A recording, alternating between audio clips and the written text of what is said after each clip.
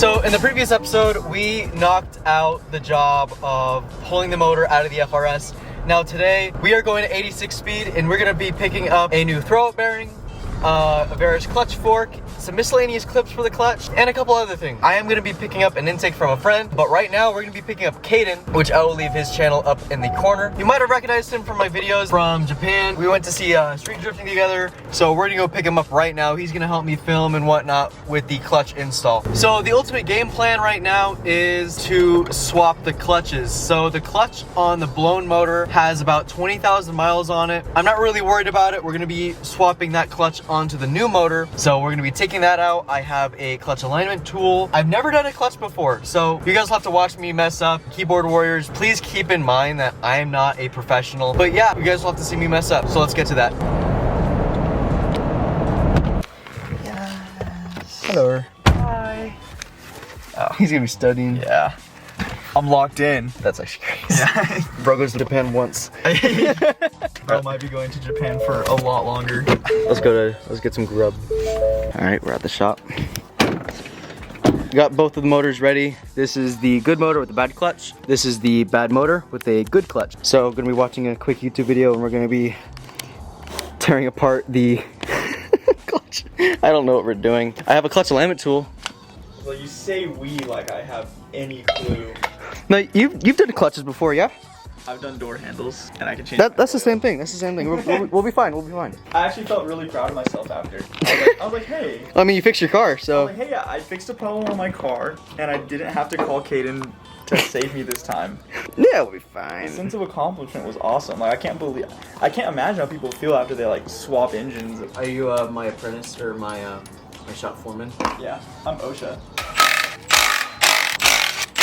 What, rust? I love the smell of clutch in the morning. You're fine. You mean 大丈夫です? 大丈夫です。はい。私の電話番号は702-465-6936です。運行ですか? 運行ですか? はい。します。お貸しします。 How's it look? I don't know. I don't know what I'm looking at, to be honest. I mean, I'm assuming it's like a brake disc. Like, this is the material. I think it's fine. Yeah, I think it's fine.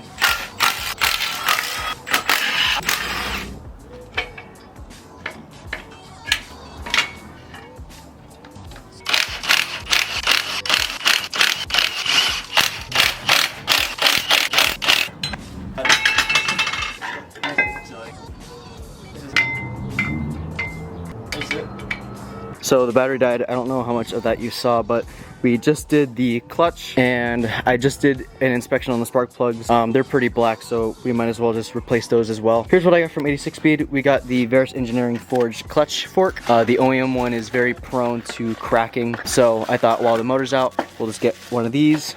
We got a replacement clutch pivot and an ACT enclosed throw-up bearing. So this should last a lot longer than OEM. All right, so got the clutch fork off. Now we have to take out this pivot ball. This is a really cheap part to replace. Might as well, as you're taking out the clutch fork, take out this clutch ball and make sure you grease it, because a lot of people will forget to grease it. Okay, so that's gonna wrap it up for today. I forgot the grease to put on that ball right there. So with the magic of editing, I will be back here tomorrow. So with you guys, it'll just take a second. All right, just like that, we are back. I went to AutoZone, grabbed some white lithium grease, and as well as some thread locker for the clutch. And then once we apply some grease, we should be able to drop in the motor, put the clutch all together, and then the car should be all done. And I apologize for the wind. I have the dead cat on the microphone to help kind of reduce it, but if it's not working, I'd really do apologize. And also next door, there is a fiesta going on. So if you hear that, that's what's going on. So without further ado, let's get the clutch in and finish this car.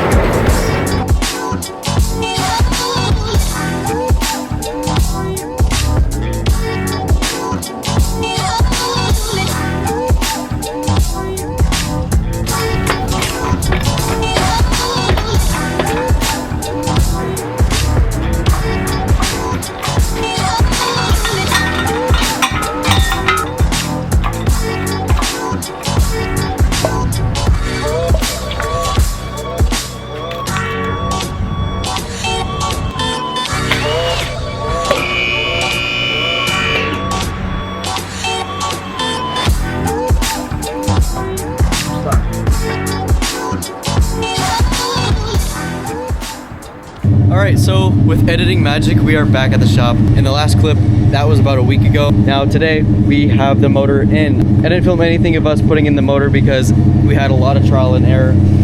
This is actually my first time putting in a motor, so I actually learned a lot. I'll show you where we have the motor mounted up. I do not recommend doing this. Like I said, this is just me putting in the motor for the first time. So we actually have this lined up. We took the AC compressor out, bolted in here and here.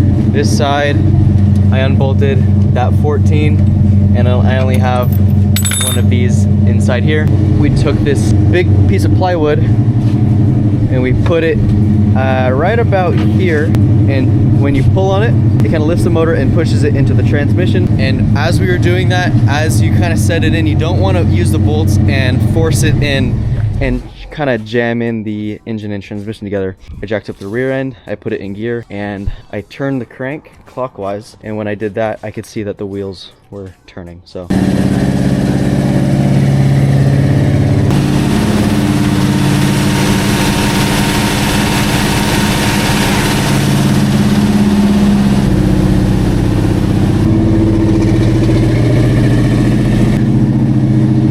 that's so cool. It sounds like America.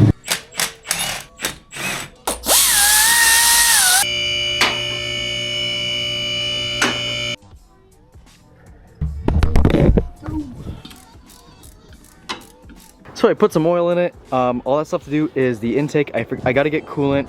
I gotta get the O2 sensors. I also have to put on the stock tune. I also got to drain the fuel tank, and then it should be good to go.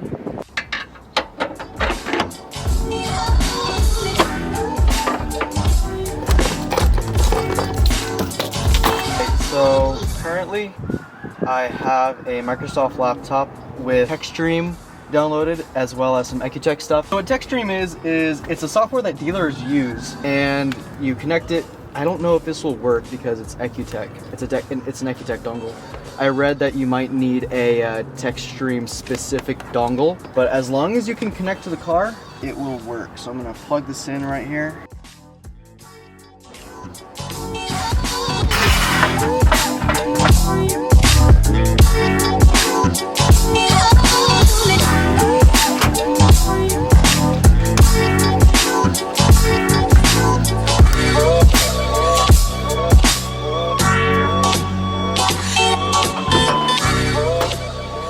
Hopefully today we'll get the car up and running again. Oh, I forgot my tripod, so I'm gonna have to film with my phone and with a little bit of my camera and whatnot. And we're losing sunlight because I'm here after work. So you guys are gonna have to work with me. But we're missing an intake, O2 sensors, miscellaneous gaskets and bolts for the mid pipe and front pipe and over pipe. I did end up trying to start it with my Blitz intake. The car would crank but would not turn over. So I gave it some liquid persuasion. If you spray some brake cleaner in the intake, it'll act like fuel. And so the car did firing up, but it did not stay running. And I took off the fuel lines to see if fuel would come out when the car has the ignition on, and nothing would come out. So that tells me the fuel pump is just completely dud. I got a brand new fuel pump, so we're gonna be testing the fuel pump for power, and hopefully that's the issue. All right, so I removed the rear seat, and this isn't bolted down. I believe this is held on by like silicone or RTV and whatnot. So I'm gonna pry this up.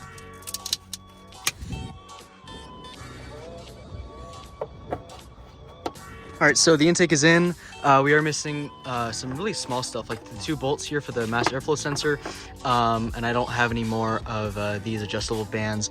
We're even missing these like little rubber grommets that go for the intake right here, and this bracket that goes on the bottom part of the intake here. And now for the O2 sensors. These are some spare O2 sensors that I had. I didn't realize how expensive O2 sensors are for this car, because for a pair of these brand new, they're like almost 350 bucks. All right, so to get the fuel pump out, I have a mallet and a flathead screwdriver. What I'm gonna do is I'm gonna set the flathead like this, kind of at an angle, and I'm gonna smack the screwdriver with the mallet and loosen up this top collar.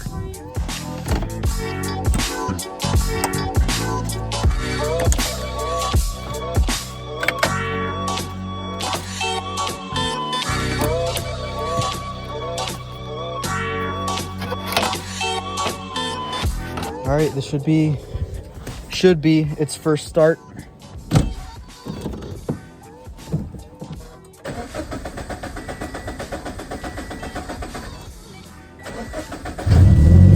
Yes! Yes! Ah.